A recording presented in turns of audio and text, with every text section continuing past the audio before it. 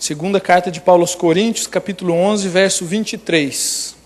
Irmãos, eu fico pensando muitas vezes se Jesus, se os apóstolos, quando chegaram ao céu, né, a grande maioria deles pelo menos, quando chegou lá, se eles tivessem interpretado as Escrituras da forma como muito facilmente ou hoje de uma forma tão comum se é interpretado as palavras de Jesus, eu tenho a impressão que eles teriam chegado diante de Deus e falado assim: nós queremos fazer uma queixa, porque Jesus é um estelionatário, porque ele prometeu algo que ele não nos entregou.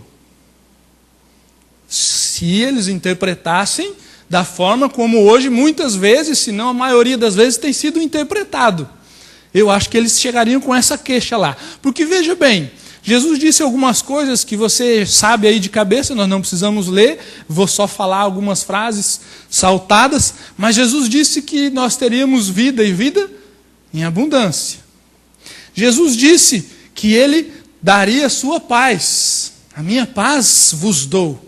Ele disse isso também. Ele disse que o fardo dele era leve, para aqueles que estavam cansados e oprimidos virem até ele, né, e trocarem de fardo com ele, porque o fardo dele era leve. Ele disse para os pobres chegarem diante dele, né, porque ele tinha uma boa nova, uma boa notícia, um evangelho aos pobres. Ele veio pregar o evangelho aos pobres.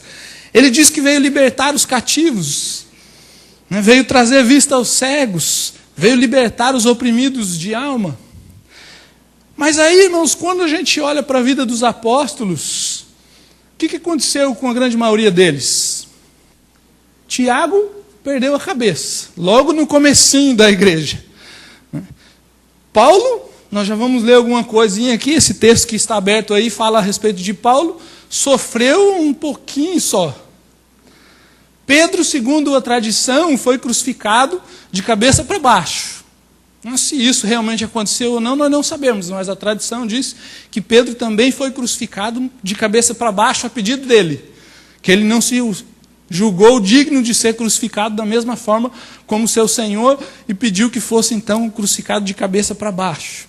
E outros cristãos ali da igreja primitiva, né, como Estevão, por exemplo, relatado lá em Atos, morreu de que forma? Apedrejado. Aí eu fico imaginando Paulo. Se Paulo tivesse recebido o evangelho da forma como muitas vezes nós temos recebido e temos ouvido ele sendo pregado, né, somente com frases soltas, sem a interpretação do contexto e das palavras de Jesus, né, como nós já falamos, você imagina Paulo chegando diante de Deus. Porque quem era Paulo antes do caminho de Damasco, quando ele se converte? Irmãos, Paulo era um homem influente, um homem de posses, um homem que estava perseguindo a igreja, ele tinha autoridade, né, ele tinha poder nas suas mãos, ele era um homem de boa condição financeira, ele era visto pela sociedade muito bem, né, como alguém com um status elevado, como ele mesmo vai relatar, né, em algumas de suas cartas. E depois de convertido, quem é Paulo? Vamos ver o que Paulo diz, quem é ele, o que aconteceu com a vida dele depois do caminho de Damasco. 2 Coríntios 11, verso 23 em diante. São eles servos de Cristo? Estou fora de mim para falar desta forma. Eu ainda mais.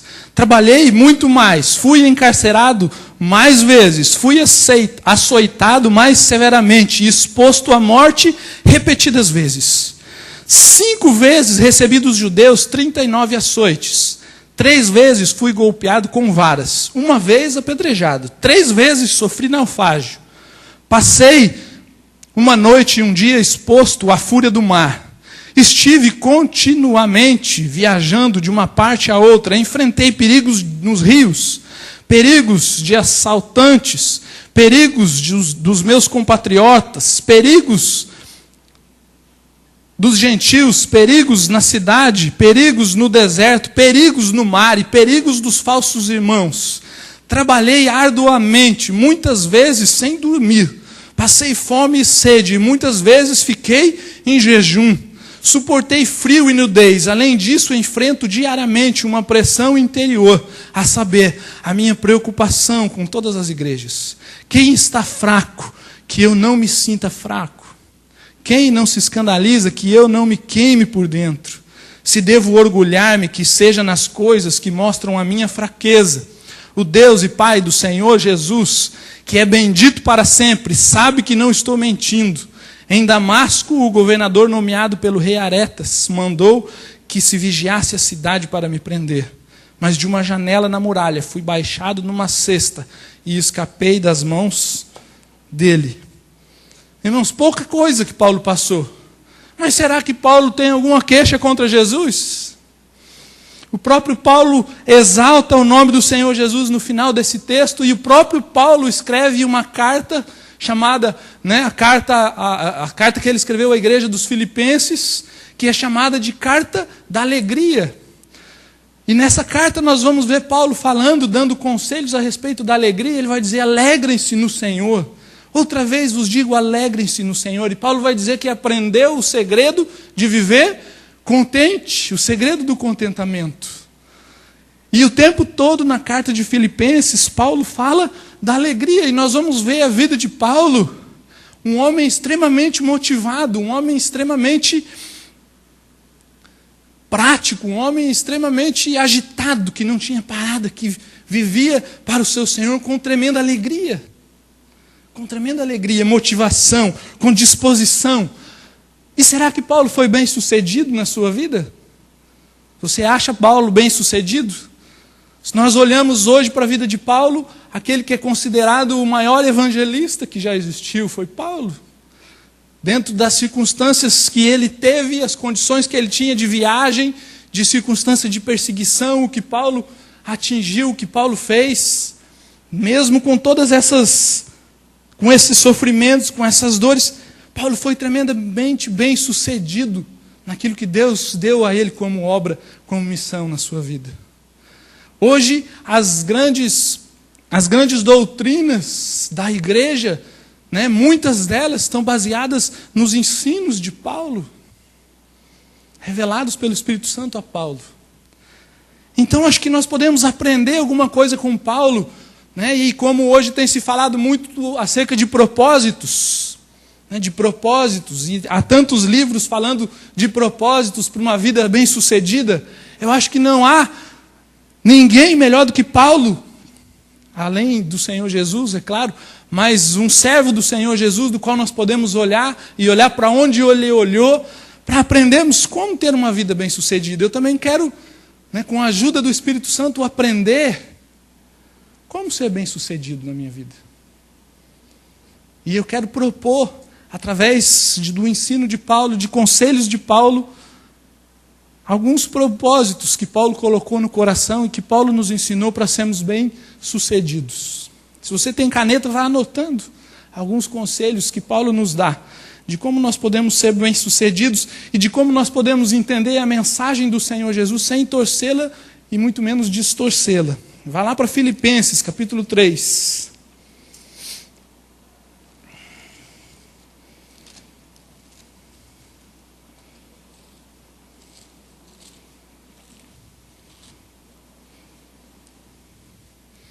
Filipenses capítulo 3. A partir do verso 1, amém? Filipenses capítulo 3 diz assim: finalmente, meus irmãos, alegrem-se no Senhor. Escrever-lhes de novo as mesmas coisas não é cansativo para mim e é uma segurança para vocês.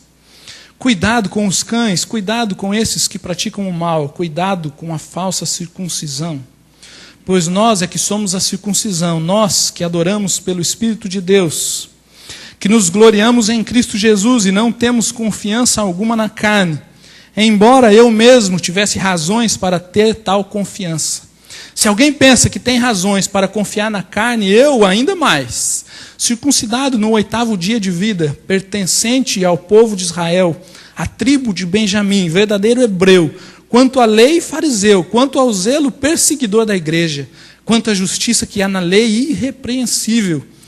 Mas o que para mim era lucro, passei a considerar como perda, por causa de Cristo. Mais do que isso, considero tudo como perda, comparado com a suprema grandeza do conhecimento de Cristo Jesus, meu Senhor, por quem perdi todas as coisas. Eu as considero como esterco para poder ganhar Cristo e ser encontrado nele, não tendo a minha própria justiça que procede da lei, mas a que vem mediante a fé em Cristo, a justiça que procede de Deus e se baseia na fé. Então, o que Paulo está nos ensinando aqui, irmãos, a respeito da alegria, a respeito da nossa vida cristã, a respeito de como ele viveu, de como ele considerou aquilo que deveria ser vivido? A primeira coisa que Paulo nos diz aqui é que nós devemos considerar tudo aquilo que nos traz qualquer espécie de dignidade, de vaidade, de orgulho, de glória, tudo aquilo que a gente julga ser importante nas nossas vidas, a gente julga que tem algum valor na nossa vida, tudo isso, quando comparado com a suprema grandeza do conhecimento de Cristo, é o quê? Lixo. É pior que nada. É lixo, é esterco. É o que Paulo diz. Tudo aquilo que ele tinha, alguma espécie de valor para ele, tudo que ele considerava como importante na sua vida antes de Cristo, aquilo que trazia a ele conforto, segurança, aquilo que ele julgava que tinha valor, quando ele deu de cara com Cristo, o que aquilo passou a ser? Lixo. Nada. Esterco. Nas palavras do próprio Paulo. E Paulo vai além, ele vai enumerando essas coisas. Ele vai dizer que na esfera civil, o que ele diz? Ele diz que ele é um hebreu circuncidado. É uma forma de identificação do povo judeu. Sou judeu circuncidado, sou judeu mesmo, não sou judeu mais ou menos. É circuncidado, hebreu. Paulo está falando o quê aqui, irmãos? Da sua origem, da sua nação, a sua origem. Muitas vezes nós também nos envaidecemos, ou temos como ação de dignidade da nossa vida a nossa origem, a nossa família. A gente julga e tem muito orgulho da nossa família, de onde nós viemos, de quem nós somos dentro do nosso ambiente familiar. Mas isso, comparado ao conhecimento de Cristo, é nada. E não entenda mal e nem errado o que o pastor está falando. Eu não estou falando que a família não tem valor. Eu estou dizendo que se você deposita a sua confiança na família, você está caminhando errado. Porque você tem que olhar para o conhecimento de Cristo. E eu conheço muitas famílias, inclusive a minha própria família, muita gente orgulha-se da sua origem, da sua família, e faz de todas as formas para esconder as podridões que existem lá dentro, os pecados, as coisas ocultas, as coisas feitas em secreto, para que a imagem da família não seja arranhada. É disso que eu estou falando. Você quer apresentar algo para as pessoas como se aquilo te desse dignidade, sendo que aquilo não te dá dignidade, porque lá mesmo no interior você sabe muito bem que a sua família, como qualquer família, é cheia de erros, cheia de pecados, cheia de defeitos. E essa família só pode ter algum valor se ela passar pelo conhecimento de Cristo. E se o seu conhecimento estiver depositado em Cristo. Mas quanta gente se apega a isso e vive tentando de tantas formas maquiar a realidade das coisas e vive escravizado dentro de uma mentira para apresentar algo que não é verdadeiro. Mas Paulo fala ainda na esfera social, algo que trazia ele antes de Cristo valor, que era o fato dele ser da tribo de Benjamim. Ele vai dizer, eu sou da tribo de Benjamim. Por que ele cita a tribo de Benjamim? Porque era uma tribo muito importante dentro das tribos judaicas. Era a tribo que nas guerras ia à frente. Era a tribo que comandava toda a estrutura de guerra de Israel. E justamente num período onde a guerra... um período hoje não muda muito, né? Mas... onde a guerra era feita literalmente pelo povo. E a tribo de Benjamim... era esta tribo que estava à frente. Então era uma tribo vista com muito valor dentro do povo. Era uma tribo que trazia, para quem pertencia a ela, status. Um status social. E quantas vezes a gente vê dentro da igreja pessoas que confiam naquilo que elas são, naquilo que elas têm, nas suas posses, no seu dinheiro, nos seus títulos. Eu sou professor, eu sou engenheiro, eu sou médico, eu sou isso, eu sou pastor, eu sou apóstolo. E da igreja nós vemos tantas pessoas, e para mim a maior tristeza, tantos que se dizem ministros do Senhor, usando de títulos como uma forma de vaidade. Sou apóstolo, eu sou isso, eu sou aquilo. Não estou criticando quem usa, desde que esse uso reflita realmente um dom do qual você foi, do qual você recebeu. Mas a gente sabe e percebe muito bem que as pessoas têm usado isso para se envaidecer. E isso acontece no meio do povo da mesma forma. E você se julga melhor, maior por aquilo que você tem, por aquilo que você conquistou, ou muitas vezes por aquilo que você não tem. Porque tem muita gente também na sua humildade, na sua pobreza, que é vaidoso e orgulhoso por isso. E confia na sua própria humildade. Sim, eu sou humilde, mas eu sou digno, eu sou honesto, eu sou assim, e tem orgulho disso. E isso também é nada, segundo Paulo. O que você tem ou o que você não tem, isso comparado com o conhecimento de Cristo, é nada. E a gente vive numa sociedade que usa de títulos e que se reconhece as pessoas pela marca da roupa, pelo celular que ela tem, pela marca do celular que ela tem, pelo carro que ela usa, pelo sapato que ela veste, calça. E o que é isso? Não é nada. E o mais triste é que nós, a igreja do Senhor, também nos deixamos levar pelos mesmos valores, pelas mesmas mentiras. E nos envaidecemos e achamos que temos alguma coisa, como Paulo achou que tinha. Ele achava que ser da tribo de Benjamim era alguma coisa. Mas quando ele conhece Cristo, o que isso torna ser para ele? Lixo. Mas Paulo vai falar também, irmãos, daquilo que ele era dentro da esfera religiosa. Ele vai dizer que ele era o quê? Fariseu. Fariseu, uma seita, um grupo dentro da religião judaica, um grupo que dava muita ênfase à prática das leis, ao estudo, ao ensino das leis. E era um grupo que tinha também, pela sociedade, dentro do meio religioso, era visto como os crentões, o santão. Porque esse é um fariseu. E o fariseu andava pela rua, as pessoas, fariseu. E os fariseus ocupavam os primeiros bancos nas sinagogas, no templo. Os fariseus, quando entravam no lugar, tinham uma primazia, porque para fazer parte daquele grupo não era qualquer um.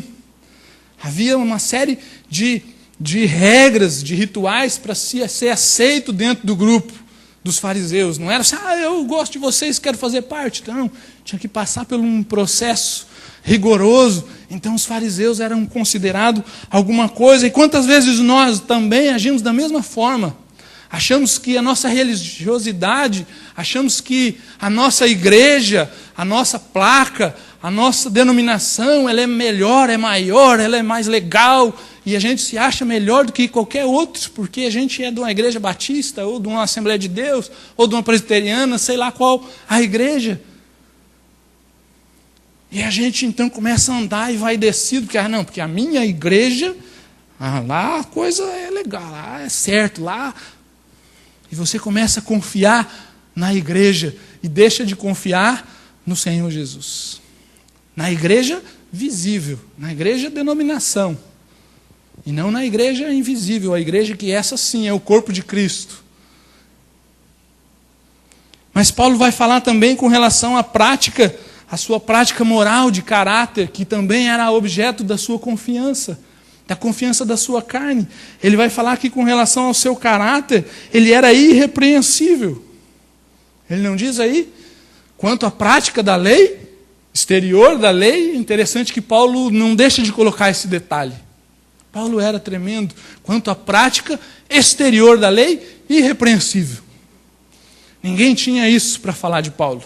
Ninguém podia falar absolutamente nada de Paulo. Ele cumpria a lei, cumpria todos os desígnios da lei, como tinha que ser feito, e ninguém podia falar nada de Paulo, e ele diz que isso é o quê?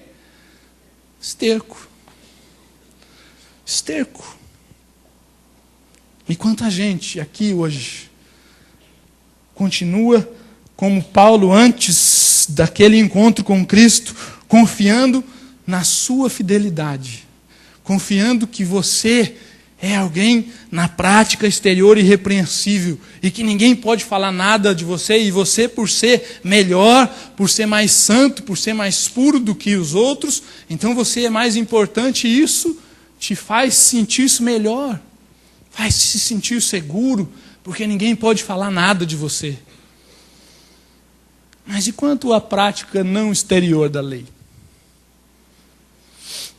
Quando você se encontra só você e Deus, como Ele te vê? Será que você continua irrepreensível? Porque se você continua irrepreensível, só você e Jesus, mais ninguém. Porque eu não conheci ninguém ainda. Fora Jesus, você chegou lá, só falta ser arrebatado.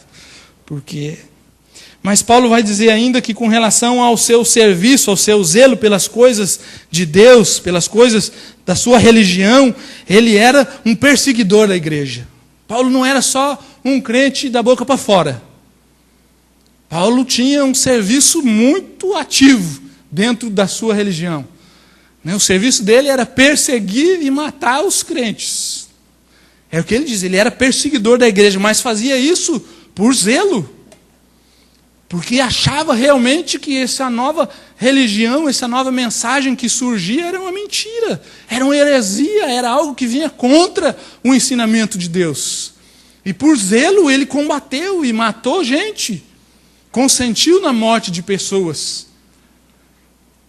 E quantos de nós também nos julgamos e confiamos no nosso serviço, somos zelosos e nos sentimos seguros porque agimos e praticamos muitas coisas na igreja.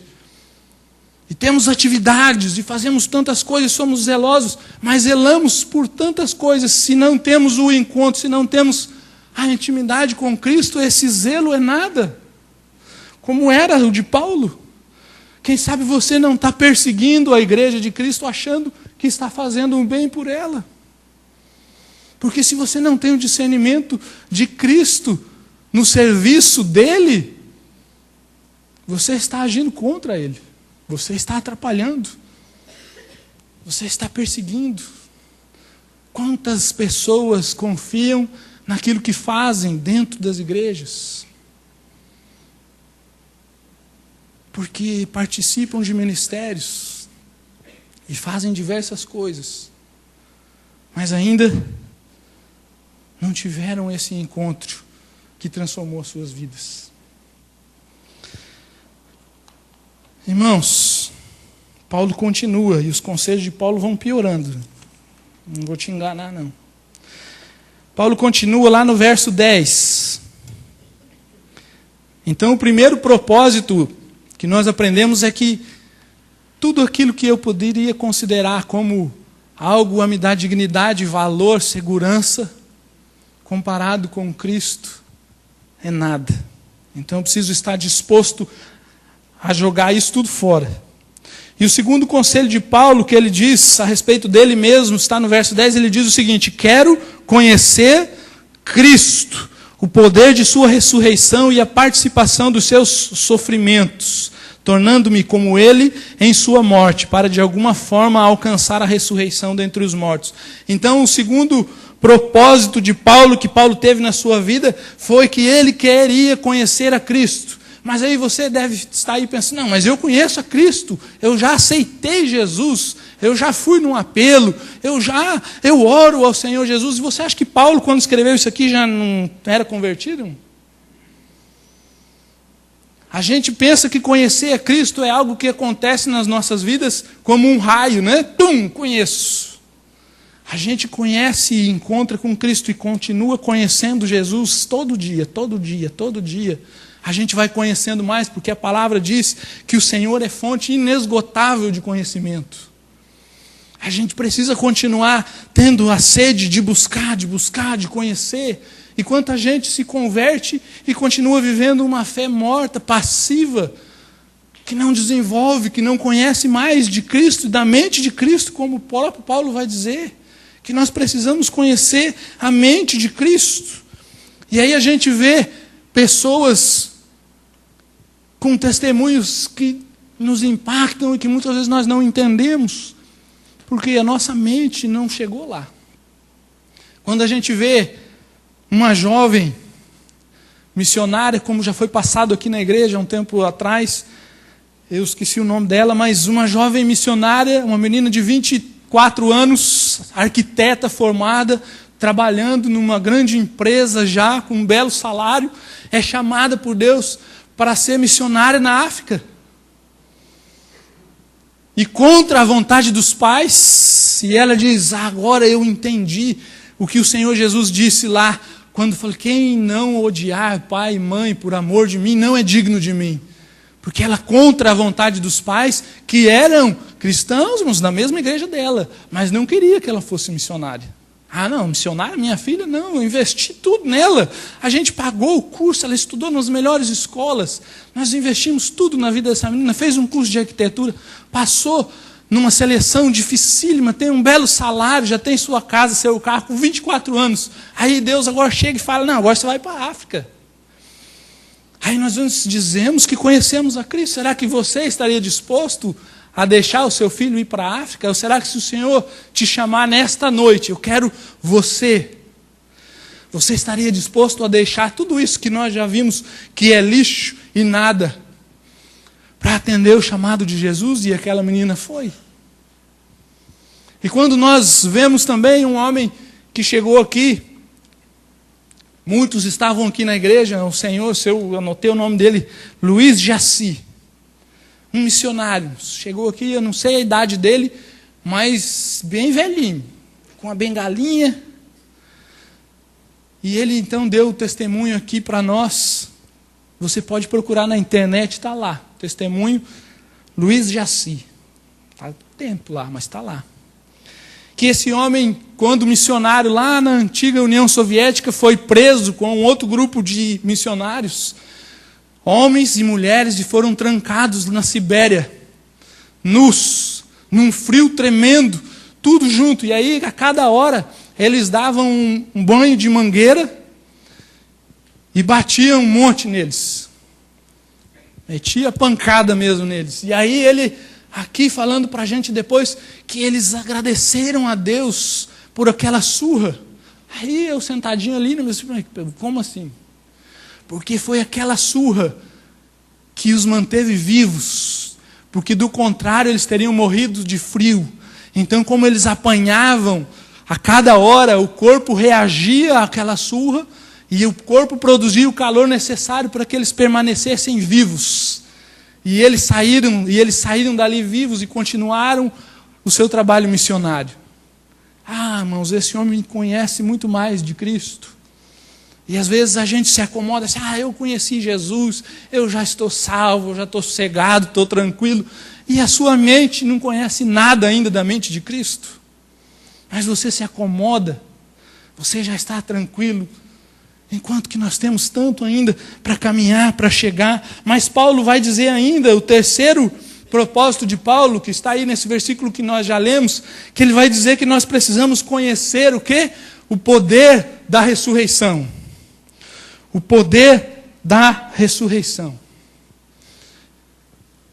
Irmãos, acho que essa é a maior dificuldade de nós, crentes. Entendemos o poder e desfrutarmos do poder da ressurreição. Porque sem compreender e desfrutar, e sem conhecer, usando a palavra que Paulo usa, o poder da ressurreição, jamais você vai conseguir falar como Paulo disse, fui crucificado com Cristo. E agora não mais eu vivo, mas Cristo vive em mim. Porque só é possível Cristo viver em você pelo poder da ressurreição. Você pode até entender a obra da cruz, você pode até entender o seu pecado e a necessidade do seu pecado ter sido pago de você ter sido resgatado, e você pode chegar diante da cruz, mas se você não conhecer o Cristo vivo e ressurreto e o poder do Espírito Santo, que a palavra diz que arrancou o Cristo dos mortos, esse é o poder da ressurreição. Se você não conhecer e não viver o poder da ressurreição, jamais Cristo vai viver em você. E você vai continuar escravo dos mesmos pecados, das mesmas fraquezas, das mesmas lutas, que continuam te trazendo sofrimento no espírito, não na carne. Porque você não consegue desfrutar do poder da ressurreição. E aí quando a gente vê um testemunho que nós vimos aqui já na igreja, dos vídeos de missões, de um homem preso, de um homem violento, assassino, viciado em drogas, e aí quando o Senhor entra na vida dele, transforma aquela vida, e ele se vê livre. E nós nos deixamos escravizar por coisas tão pequenas. Porque não conhecemos o poder da ressurreição. E muitos têm medo de conhecer. Porque amam os seus pecados. Porque amam as suas vontades. Porque amam as suas fraquezas e têm prazer nelas. Então tem medo de serem verdadeiramente libertas, porque não compreenderam que são escravas. Continuam tendo prazer nos seus pecados, nas suas fraquezas, naquilo tudo que é de torpe que fazem, porque não conhecem. E aí quando vejo, como falei quarta-feira, testemunhei já aqui para os irmãos, um primo meu que viveu toda a espécie e conheceu todo o submundo da vida. Foi filho de um resultado de um estupro. Nunca recebeu carinho, amor de pai, de mãe. Sofreu toda a espécie de luta e preconceito. Envolveu-se com drogas, com furto, com roubo, com homossexualidade. Contraiu o vírus da AIDS. Só recebeu pancada e violência de todos os lados. Mas quando ele conheceu a Cristo, já no fim da sua vida, ele transformou-se. E quem estava aqui na quarta-feira viu, ele carregava pessoas e andava pela rua, pegando pessoas e punha nos seus ombros. E ele já estava quase morto no seu corpo, porque tinha AIDS, tinha HIV, e sem força carregava um peso quase o dobro dele, nos ombros, e levava para as obras, para as casas de assistência social, e levava aquelas pessoas jogadas na rua, e levava para comer, levava para tomar banho. Você acha que ele fazia isso com as forças dele? Não, ele conheceu esse poder que o transformou e o libertou, e mesmo sem ter recebido nada de ninguém, ele não se deixou escravizar. Porque quando Cristo o libertou, verdadeiramente ele foi livre. E ele ia para as filas de madrugada, pegar a senha do SUS de atendimento, saía 3, 4 horas da manhã de casa, ficava na fila, pegava uma senha, e quando chegavam os idosos, ele, sim, eu estou aqui para te dar essa senha, para o senhor não precisar ficar na fila. Mas eu quero falar uma coisinha para o senhor. Jesus mudou a minha vida. E eu não sei se o senhor conhece Jesus. E aproveitava para falar de Jesus. Irmãos, isso é conhecer o poder da ressurreição. Nada mais te escraviza, porque nada é mais poderoso do que o Espírito Santo de Deus. Mas Paulo continua, e ele vai dizer, aí vai ficando cada vez mais difícil, que ele deseja participar dos sofrimentos de Cristo. Não é isso que ele diz lá no verso 11, 10 e 11? Quero conhecer a Cristo, o poder da sua ressurreição e a participação em seus sofrimentos, tornando-me com ele em sua morte, para de alguma forma alcançar a ressurreição dentre os mortos. E claro que aqui, irmãos, Paulo também está falando da questão da identificação com a morte de Cristo na cruz, de nos identificarmos, de sermos crucificados juntamente com ele nessa identificação, mas nós não podemos ficar só na teoria, porque os apóstolos não ficaram. E se você deixa marcadinho aí Filipenses, pula rapidinho lá para Atos. Capítulo 5 de Atos.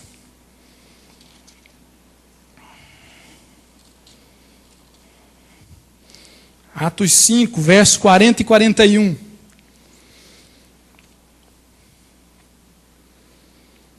Atos 5, 40 e 41 diz assim: eles foram convencidos pelo discurso de Gamaliel. Chamaram os apóstolos e mandaram açoitá-los. Depois ordenaram-lhes que não falassem em nome de Jesus, no nome de Jesus, e os deixassem sair em liberdade. Os apóstolos saíram do sinédrio alegres por terem sido considerados dignos de serem humilhados por causa do nome. Todos os dias no templo e de casa em casa não deixavam de ensinar e proclamar que Jesus é o Cristo. Qual era o motivo da alegria deles? Os açoites. Fomos açoitados, nos consideraram dignos pelo nome de Jesus e nos açoitaram por isso. Que alegria! Mas você é capaz, será, de dizer isso? Ou será que você, quando é zombado de alguma forma, tão menos do que uma chibata, né? Uma zombaria. Lá vem um crentão, lá vem... Aquela zombaria que tantos de nós ouvem. Será que você fica alegre e você louva o Senhor? Senhor, obrigado, porque eu fui zombado, porque sou um servo do Senhor. Ou será que o seu coração se irrita e fala assim, esse cara pensa o quê? E fica com raiva e começa a nutrir até a ódio por aquela vida? Será que realmente você quer participar dos sofrimentos de Cristo? Será que você pode orar, falar, Senhor, manda pessoas lá no meu serviço, lá no meu trabalho, para que zombem de mim, para que me persigam, mas para que de alguma maneira isso possa resultar na palavra do Senhor ser anunciada? Será que você quer desfrutar dos sofrimentos de Cristo? Será que você quer ser perseguido como os apóstolos foram? Será que você está disposto a ter esse propósito que Paulo teve e clamou e escreveu? Quero participar dos sofrimentos de Cristo, e ninguém melhor do que ele para dizer que participou mesmo. Na carne. Será que você é capaz? Ou será que sua boca vai se fechar? Não dá para pular essa parte. Não dá para saltar. Irmãos, como nós vimos também aqui nessa igreja, e eu estou fazendo questão de lembrar várias coisas que nós já vimos aqui nessa igreja. De um pastor, você que estava aqui vai lembrar, eu infelizmente não gravei, não anotei o nome dele, mas nós vimos um vídeo de um pastor, se eu não me engano, na Colômbia, ou no México, mas está longe um do outro, mas que a imagem dele é algo chocante, um pastor cego, deficiente, que fica numa cama, e ele é todo torto, que não anda, que ele para pregar fica numa cama, amarrado, e essa cama então é levantada, para que as pessoas possam olhar para ele, e aquele homem prega, ele é pastor de uma igreja. E aquele homem dando o testemunho dele, dizendo que ele não tem desculpas para deixar de pregar o evangelho, que ele precisa pregar o evangelho, que se aquilo tudo que ele sofreu e sofre no seu corpo, na sua carne, resulta das pessoas pararem para lhe ouvir, ele louva e agradece a Deus por ele ser daquele jeito. Se tivesse que ser pior, ele queria, mas que ele pudesse falar desse nome, que é sobre todo nome. Será que você estaria disposto a trocar a sua saúde, a trocar a sua vitalidade, por uma vida? Por alguém que parasse na sua frente para ouvir a respeito desta obra maravilhosa de cruz? Será que você estaria disposto a fazer essa oração de Paulo? Senhor, eu quero participar sim dos seus sofrimentos. Não um sofrimento vazio e tolo, como quem é masoquista e quer sofrer por nada. Não, irmãos, um sofrimento como o de Cristo, que tinha uma obra maravilhosa envolvida de salvação, de glória. Será que você está disposto a sofrer? Não sei. Mas Paulo continua. E Paulo vai dizer lá a partir do verso 12, vamos ler. Já voltou para Filipenses, né, irmãos? Eu já voltei. Lá Filipenses, capítulo 3, verso 12.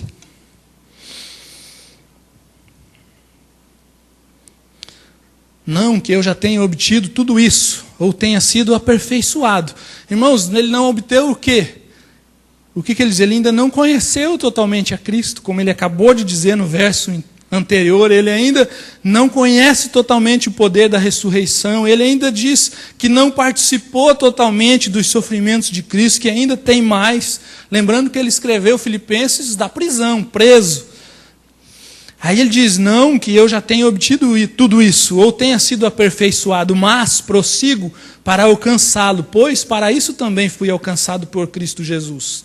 Irmãos, não penso que eu mesmo já o tenha alcançado, mas uma coisa faço, esquecendo-me das coisas que ficaram para trás e avançando para as que estão diante de mim, prossigo para o alvo a fim de ganhar o prêmio do chamado celestial de Deus em Cristo Jesus. Todos nós que alcançamos a maturidade devemos ver as coisas desta forma. E se em algum aspecto vocês pensam de modo diferente, isso também Deus lhes esclarecerá. Espero que você não pense diferente. Mas se você pensa, Deus vai te esclarecer. Mas Paulo vai dizer aqui também o seguinte: não ficarei preso ao meu passado. Não ficarei preso às coisas que já passaram. Irmãos, essa é a maior doença da nossa sociedade atual. As pessoas não vivem o presente, não vivem o futuro, porque estão amarradas ao seu passado, às suas dores, às suas frustrações, aos seus traumas, à sua história de vida, de família, e não vivem, e não desfrutam, e não conseguem continuar nesse caminho de conhecer mais de Cristo, porque estão amarradas ao seu passado. E os consultórios de psicologia cada vez mais cheios, e eu não estou dizendo que você não tem que ir lá, mas por quê? Porque as pessoas não conseguem deixar o passado para trás e viver o novo e ser uma nova criatura. Continuam agarradas, e quantas pessoas a gente conversa. E eu me lembro de uma amiga minha, que hoje é missionária, mas eu a conheci lá em Curitiba, na primeira igreja de Curitiba. E ela começou a trabalhar com a gente no Ministério de Surdos lá. E um dia ela pediu para conversar, e aquela menina tinha traumas terríveis da sua vida. Ela tinha sido abandonada, ela tinha sofrido violência física, ela tinha sido adotada e depois abandonada de novo, 2 vezes, pelos pais de sangue e depois pelos pais adotivos.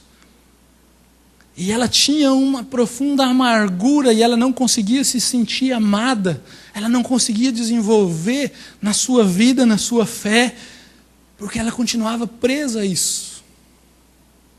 Mas, irmãos, quando ela foi apresentado a esse espírito de poder que liberta do passado, esquecendo das coisas que para trás ficaram, olhando para Cristo, para a soberana vocação para a qual fui chamado, quando ela entendeu isso, essa mulher foi transformada de uma tal maneira, e hoje ela é uma missionária. Não perdi o contato com ela, mas a última vez ela estava em Guiné-Bissau, casada com filhos, e ela teve um ministério tremendo em Curitiba de evangelismo, cuidando de pessoas, porque foi livre, esqueceu do passado, deixou o passado no passado. Quem sabe você nessa noite também não precisa ter como propósito isso que Paulo diz: esqueço das coisas que ficaram para trás. Sei que me trouxeram dores, lutas, frustrações, traumas, mas o que interessa é o que o Senhor Jesus tem para mim. O prêmio da soberana vocação. Eu quero continuar olhando para Jesus e deixar o passado para trás. Talvez hoje você possa ser liberto do seu passado. Você possa desfrutar o presente, o novo e aquilo que o Senhor Jesus quer fazer na sua vida. E quantas pessoas continuam trazendo à sua memória coisas de anos e anos atrás. E não conseguem sair, parece que estão presos numa areia movediça, porque quando tenta caminhar, mas essa pessoa fez isso comigo, mas fulano fez aquilo, mas minha mãe, mas meu filho, e não vai. Mas Paulo, nós já estamos quase terminando, ele ainda continua e diz o seguinte, verso 15. Todos nós que alcançamos a maturidade devemos ver as coisas dessa forma, e se em algum aspecto vocês pensam de modo diferente, isso também Deus lhes esclarecerá. Então somente vivamos de acordo com o que já alcançamos. Irmãos, sigam unidos o meu exemplo, e observem os que vivem de acordo com o padrão que lhes apresentamos. Pois como já lhes disse repetidas vezes, e agora repito com lágrimas, há muitos que vivem como inimigos da cruz de Cristo. O destino deles é a perdição.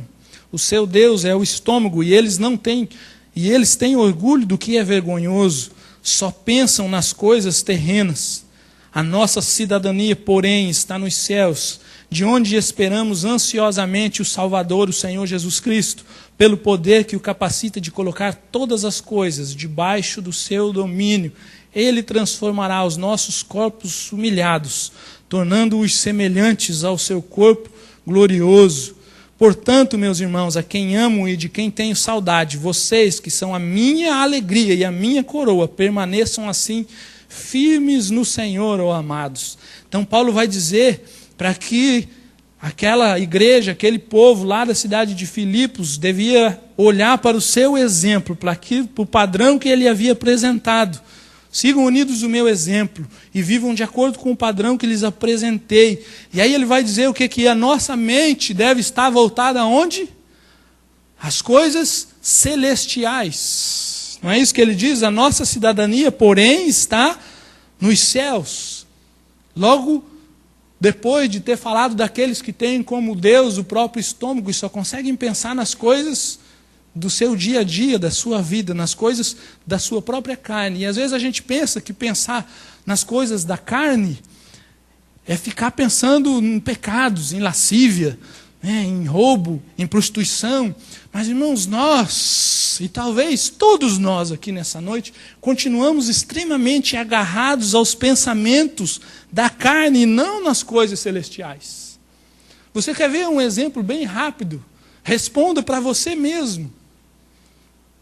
Quando você pensa no seu futuro, nos seus planos e nos seus projetos, quais são os seus sonhos? Como nós vimos hoje aquela mulher falando, Cristina Pan. Os seus sonhos estão voltados com as suas realizações? Ou os seus sonhos estão planejados em vidas, em almas que você quer entregar ao Senhor Jesus, em ministérios que possam alcançar pessoas, em mensagens, em formas de adorar e de alcançar mais gente para o reino de Deus?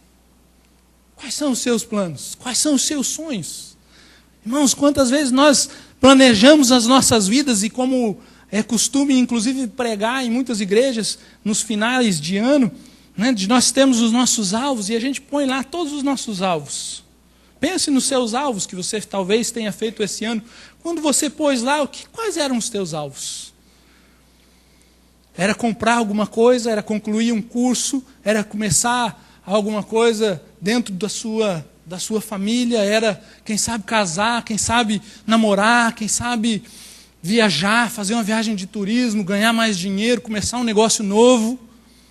Lá nos teus objetivos, nos teus alvos tinha lá, alcançar o meu primo Marcelo para Jesus. Começar uma reunião de oração, começar um grupo na minha casa que eu possa alcançar os meus vizinhos, falar de Jesus ao meu bairro, começar uma congregação, orar mais, jejuar mais por pessoas. Você tem alvos realmente espirituais? Será que a sua mente está ligada nas coisas espirituais? Será que você tem acumulado tesouros espirituais? É Paulo que está dizendo. Eu lembro de um amigo meu, Flávio, pastor Flávio, que já pregou aqui, de uma conversa nossa, ele compartilhando comigo, que certa vez ele recebeu uma ligação que iria um pastor que iria participar de um congresso lá em Curitiba, e ele queria aproveitar e chegar alguns dias antes, porque ele estava de férias, e aproveitar alguns dias em Curitiba, e se ele podia se hospedar lá na casa desse meu amigo, do Flávio. E o Flávio disse, pode, né? Aquele pode meio, agora como é que eu vou dizer não? Mas logo de imediato seu coração se angustiou, porque estava naquele finzinho de mês, onde tinha o arroz, o feijão e o ovo. E não tinha mais nada. E ele falou assim, gente, como eu vou receber uma família, né, um pastor, a esposa e mais uma criança?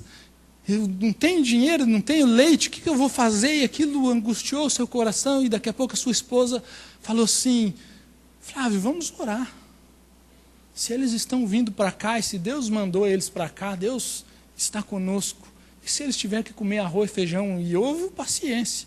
Mas vamos entregar isso diante do Senhor. E eles oraram.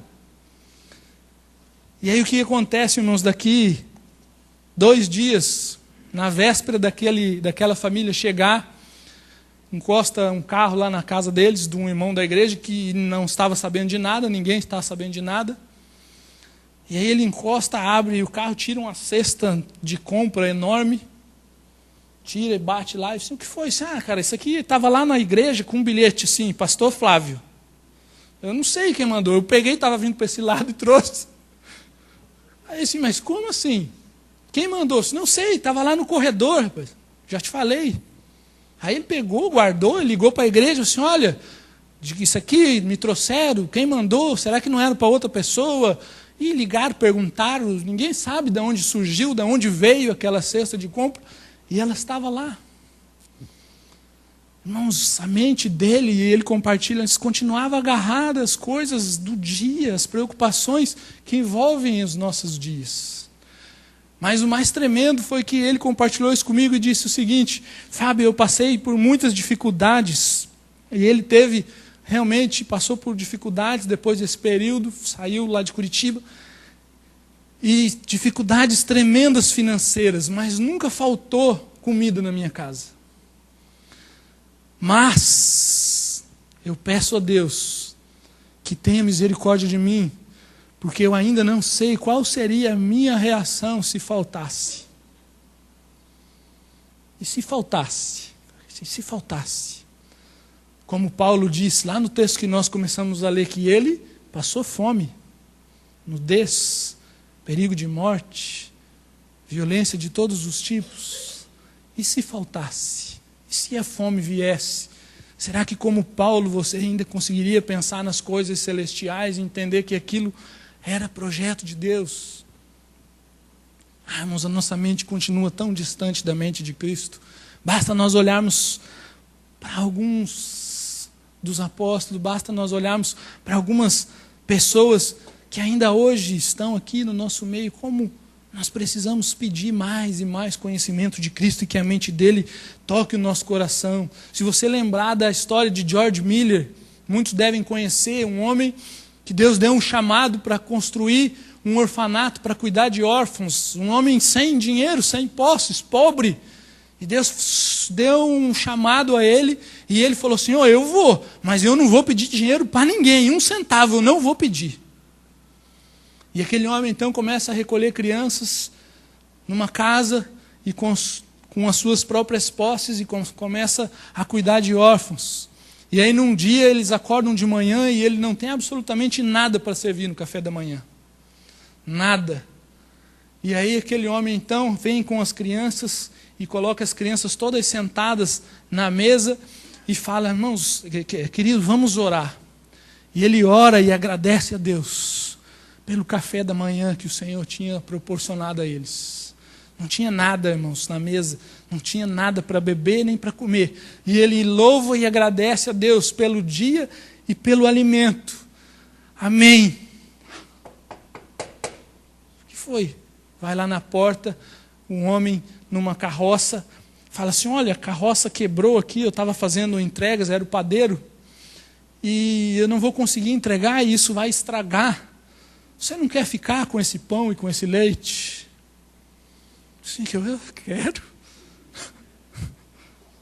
Esse homem, irmãos, manteve um diário de oração, com mais de 50.000 orações respondidas.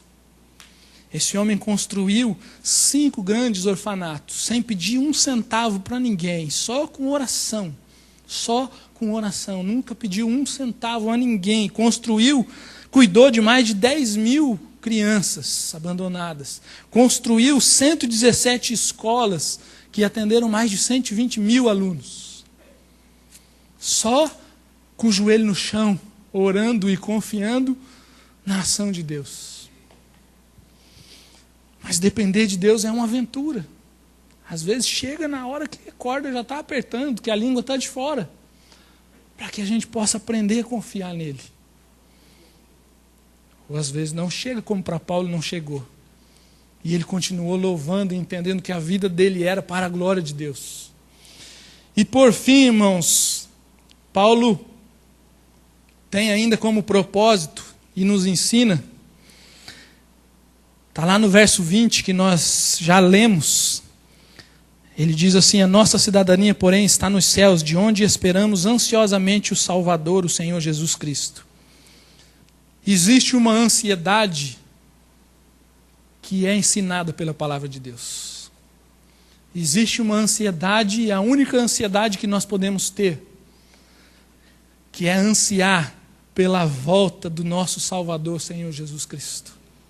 É ter ansiedade, é desejar, e a palavra vai dizer também que aqueles que desejam a sua volta são bem-aventurados. E Paulo diz: esperem ansiosamente o Salvador, aquele que vai vir lá dessa mesma pátria celestial, da onde as nossas mentes já estão. Ele vai vir nos buscar.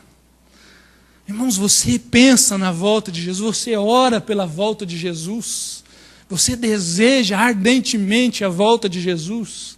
Irmãos, se tem uma coisa que o meu coração se agita e o meu espírito se agita, é quando eu penso na volta de Jesus. Eu fico numa alegria sem tamanha, e às vezes eu fecho os olhos orando em casa e começo a orar: Senhor, por que tu tardas tanto a voltar? Vem logo. E indo para Curitiba na quinta-feira de noite, eu gravei várias músicas e comecei a ouvir lá, né? Nós estávamos indo para Curitiba, e aí começou a tocar uma música. Irmãos, e aquela música, eu ali dirigindo, chorei, meu coração se agitou, porque essa música fala da volta de Jesus. Nós vamos terminar o culto ouvindo ainda essa música. Mas eu quero ler a letra para você. E eu queria que você tentasse imaginar esse dia. Porque essa música fala da palavra de Deus, mas de uma forma poética. É do Leonardo Gonçalves, né? Nós vamos dar os créditos. Eleva os olhos para o monte, de onde meu socorro vem. A esperança pressupõe a espera, logo vem o rei. A palavra iluminará o caminho estreito ao lar. A promessa não falhará. Se a morte me silenciar, ainda não é o fim. Minha fé não vê um Cristo morto, mas que ressurgiu. E a canção do Cordeiro vai ressoar como o alto mar. Justos são os teus caminhos, Pai. Mas à meia-noite o céu se abre no horizonte. A luz que enche toda a terra é o Rei. Acordam os que dormem no Senhor. O choro torna-se em louvor e todo olho vê. Vê o Cordeiro de Deus que está em seu santo trono. Veja, tudo se fez novo. Mas à meia-noite o céu se abre no horizonte. A luz que enche toda a terra é o Rei. Acordam os que dormem no Senhor. O choro torna-se em louvor e todo olho vê. O vê, veja, tudo se fez novo. Irmãos, eu fico imaginando nesse horizonte essa luz invadindo o nosso dia. E como o autor coloca de uma forma tão tremenda, à meia-noite, a hora mais escura do nosso período de 24 horas, então a luz invade o horizonte, é o nosso Rei, o Senhor Jesus voltando. E eu dirigindo, eu só não fechei os olhos porque eu estava dirigindo. Que a minha vontade era fechar os olhos. Senhor, vem que eu quero ver esse horizonte brilhando. E se eu estiver morto, eu quero ressuscitar, e sei que vou ressuscitar, porque desejo que o Senhor volte. Será que você realmente sonha e deseja ansiosamente a volta de Jesus?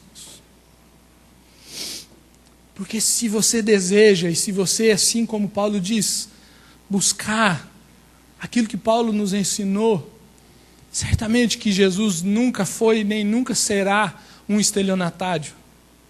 Porque Paulo, enfrentando todas essas lutas e dores, foi um homem feliz, contente, alegre, bem-sucedido. E Paulo conheceu a paz do Senhor Jesus, porque aprendeu a viver contente em toda e qualquer circunstância.